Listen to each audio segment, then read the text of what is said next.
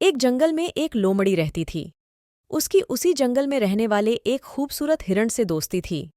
दोनों अक्सर साथ समय बिताया करते थे। वे बातें करते, खेलते और ढेर सारी मस्ती करते।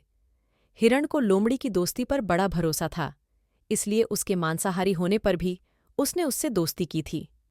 जंगल के अन्य जानवर उसे लोमड़ी से दूर रहने की सलाह देते, लेकिन उसे भरोसा था कि दोस्ती की खातिर लोमड़ी उसे कभी नुकसान नहीं पहुंचाएगी। एक दिन एक बूढ़ा शेर जंगल में आया। शिकार की तलाश करते हुए वह नदी किनारे पहुंचा।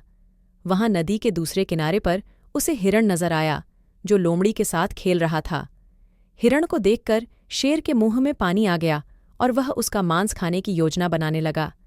लेकिन अब उसमें पहले जैसी फुर्ती नहीं थी कि हिरण को भागकर पकड़ ले। उसने बहुत सोच विचार किया और अंततः लोमड़ी को अपने साथ मिलाने का इरादा कर लिया। अगले दिन उसने लोमड़ी को अपने पास बुलाया और उससे कहा, लोमड़ी, क्या तुम मेरी सहायक बनोगी? तुम्हारा काम होगा जंगल के जानवरों को फुसलाकर मेरे पास लाना। पास आते ही मैं उनका शिकार कर लूंगा और हम दोनों आधा आधा मांस बांट लेंगे। लोमड़ी ने शेर का प्रस्ताव स्वीकार कर लिया। अगले दिन से उसे काम शुरू करना था। रात भर वह सोचती रही कि सबसे पहले किस जानवर को फुसलाकर शेर के पास ले जाऊं। किसी भी जानवर को फुसलाना आसान नहीं था। वैसे भी जंगल के जानवर उसे धूर्त समझते थे। उसने सोचा, क्यों न हिरण से ही शुरुआत की जाए।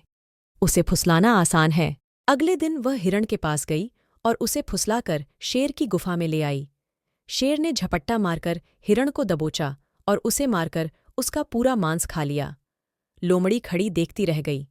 बाद में उसने शेर से शिकायत की, तुमने वादा किया था कि आधा मांस तुम मुझे दोगे, लेकिन तुम पूरा मांस खा गए।